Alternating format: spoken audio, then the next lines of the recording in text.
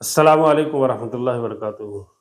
المجاہد اسلامی قرآن اکیڈمی کی جانب سے بندہ وسیم اللہ مجاہد آپ کی خدمت میں حاضر ہے۔ محترم سامعین، آپ اگر ہمارے چینل پہ نئے ہیں تو آپ سے گزارش ہے کہ چینل سبسکرائب کر دیں، ویڈیوز کو آخر تک لازمی سنیں، کوئی بات پوچھنا چاہیں تو کمنٹس کریں، جو آپ نے سنا ہے اپنے تاثرات کمنٹس میں لازمی لکھیں، اور اسی طرح لائک شیئر فرما دیں۔ ہمارا سلسلہ چل رہا ہے تختی نمبر 2۔ تختی نمبر 2 کے متعلق ہم نے مختلف زاویوں سے، مختلف نقطہ نظر سے بات کی، مجموعات پہ تھوڑی تھوڑی گفتگو کی۔ اب سب سے پہلا مجموعہ ہے الف لام کاف، الف لام اور دونوں قسم کے کاف۔ مصنف نے 8 مجموعے بنائے اور ہا کو بغیر کسی مقابل کے اور اس کے ہم شکل حروف کے دو چشمی ہا کو اس کے بغیر ذکر کیا۔ سب سے پہلے مصنف الف لام اور کاف کو، میں نے یہ بات عرض کر دی ہے کہ الف کے ساتھ لام اور دونوں قسم کے کاف کیوں لائے گئے، اس پہ میں نے بات عرض کر دی ہے۔ اب جو بات عرض کرنا چاہتا ہوں وہ یہ ہے کہ مصنف نے مختلف مجموعات بنائے، الف لام اور دونوں کاف، با تا سا نون یا، دونوں تا دونوں یا، اور اسی طرح آگے جیم ہا ہا، اور پھر گول تا گول ہا، اور اس کے بعد دو چشمی ہا، یہ مجموعے بنائے 8 مجموعات۔ لیکن 8 مجموعات میں مصنف نے سب سے پہلے الف کا جو مجموعہ تھا اس سے سبق کو شروع کیا۔ اس کی وجہ کیا ہے؟ جس طرح تختی نمبر 1 میں پہلے الف ہے، با تا سا، یہ ترتیب ہے، یہ ترتیب ہے کہ آپ یوں سمجھیں کہ یہ ایک بڑی خوبصورت ترتیب ہے اور صدیوں سے چلی آ رہی ہے حروف تہجی کی۔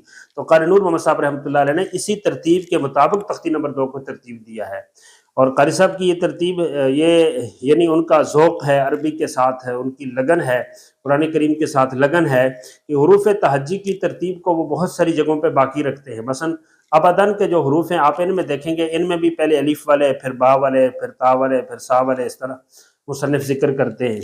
تو پہلے الف لام، لام کاف تو الف کی وجہ سے آگے، اس لیے ابتدا الف ہی سے ہوگی۔ پھر دیکھیں دوسرا مجموعہ با تا سا جیم ہا، تو جیم ہا با تا سا نون یا، نون یا با تا سا کی وجہ سے آ گئی، تو پھر بھی اس کے بعد وہ ترتیب ہے۔ پھر جیم ہا اس کے بعد ہے، پھر دیکھیں تا پچھلی تا کی وجہ سے آ گئی تو دال زال را زا ہے، پھر ان کے بعد سین شین صاد ضاد ہے، طا ظا ساتھ ہے، عین غین ہے، جی حمزہ ان کے ساتھ وجہ سے آگے، پھر فا قاف۔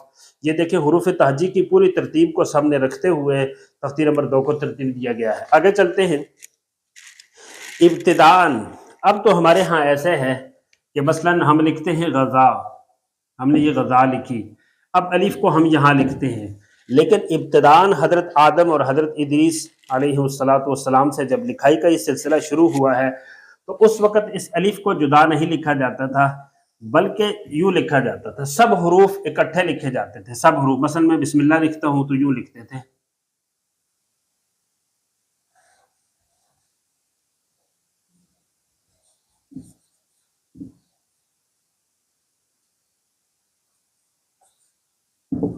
نقطے نہیں تھے، سب حروف اکٹھے لکھے جاتے تھے، سب۔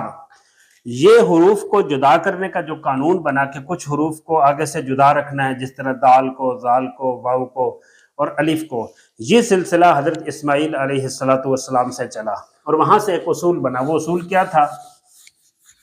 اس اصول کو تھوڑا سا سمجھ لیجئے، یہ اصول تختی نمبر 2 میں اور قرآنی رسم میں بڑا کام ہے۔ اصول یہ تھا وَمِنَ الْحُرُوفِ مَا لَا يَتَّصِلُ بِهِ شَيْءٌ بَعْدَ وَهِيَ سِتَّةٌ، وہ حروف جن کے بعد آگے سے ان کے ساتھ کسی حرف کو نہیں جوڑا جائے گا، وہ 6 ہیں، الالف والدال والزال والراء والزاء والواو، یہ 6 حروف ہیں کہ ان کے ساتھ آگے سے کسی حرف کو نہیں جوڑا جائے گا۔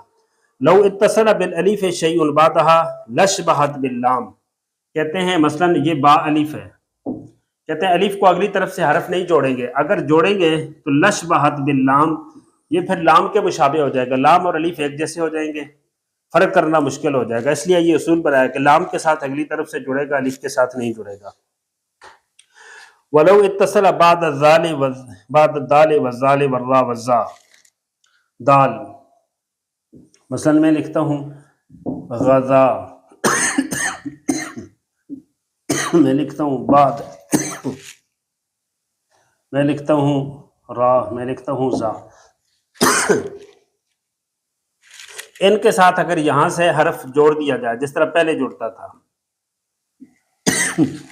تو کہتے ہیں لشبہت بالنون وبالباء والتاء والیاء، پھر ان کے دال زال رازا کے ساتھ اگر آگے سے حرف جوڑ دیا جائے تو پھر یہ جو ہے نا پھر یہ بن جاتے ہیں باتا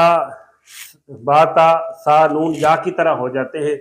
اس لیے مرکب میں ان سے اور ان کا فرق نہیں ہو رہا تھا، اس لیے پھر یہ قانون بنایا کہ یہ جو 6 حرف ہے ان کے ساتھ پیچھے سے حرف جڑے گا، آگے سے نہیں جڑے گا. اسی طرح ولو اتصل بالواو لشبہت بالفا والقاف، کہتے ہیں واو کے ساتھ اگر آگے سے حرف جوڑ دیا جائے، مثلا یہ لو ہے، اس کے ساتھ آگے سے حرف جوڑ دیا جائے جس طرح میں نے لام جوڑ دیا تو کہتے ہیں پھر یہ واو فا اور کاف کے مشابہ ہو جائے گا اور فا اور کاف میں فرق نہیں ہو سکے گا. یہ 6 حروف ہیں جن کے ساتھ اگلی طرف سے کوئی حرف جو ہے نا وہ نہیں جڑتا. اب آئیے ہم سب سے پہلے الف ہے، تو الف کو مختلف حروف کے ساتھ ہم جوڑ کے دیکھتے ہیں. مثلا ہم نے یاد رکھیے الف کے ساتھ شروع سے حرف نہیں جڑتا، الف خود کسی کے ساتھ نہیں جڑتا، شروع سے جڑتا ہے، الف خود کسی کے ساتھ نہیں جڑتا. مثلا یہ با ہے تو اب دیکھیں با نون کے ساتھ جڑ گئی ہے، لیکن یہ الف ہے اور یہ با ہے. آپ الف کو با کے ساتھ جوڑنا چاہیں تو الف نہیں جڑتا. الف کے ساتھ تو حرف جڑ سکتا ہے، یہ با ہو گئی، لیکن الف خود کسی کے ساتھ نہیں جڑتا، اس لیے الف شروع میں بھی نہیں آتا. اب ہم الف کو مختلف حروف سے جوڑ کے دکھاتے ہیں. مثلا ہم یہ دیکھتے ہیں، سب سے پہلے ہم لکھتے ہیں الف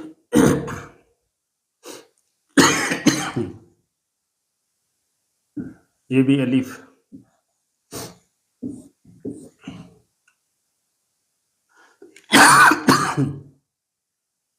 الف کے ساتھ الف نہیں آتا.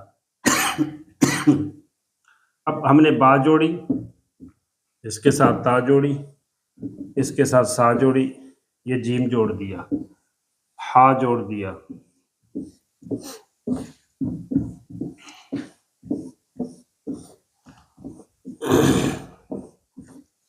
ہا دال زال را زا، سین شین صاد ضاد طا ضاد. دھیان سے سنیے، دھیان سے دیکھیے، عین غین فا قاف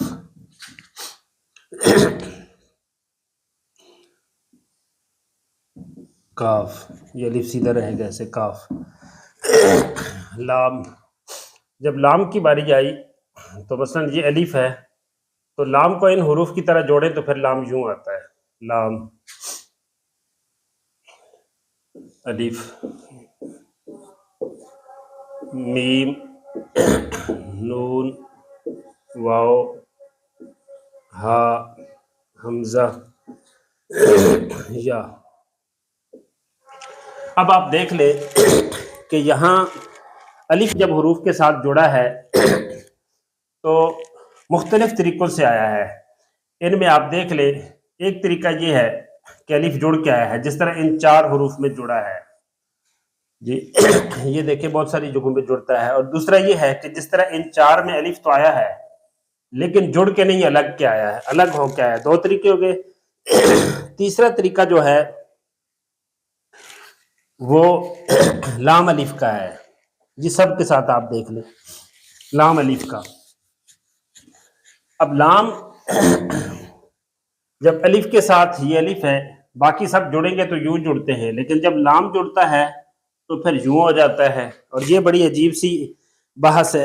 اس کو کہتے ہیں صورتین مسویین، 2 برابر ایک جیسی صورتیں.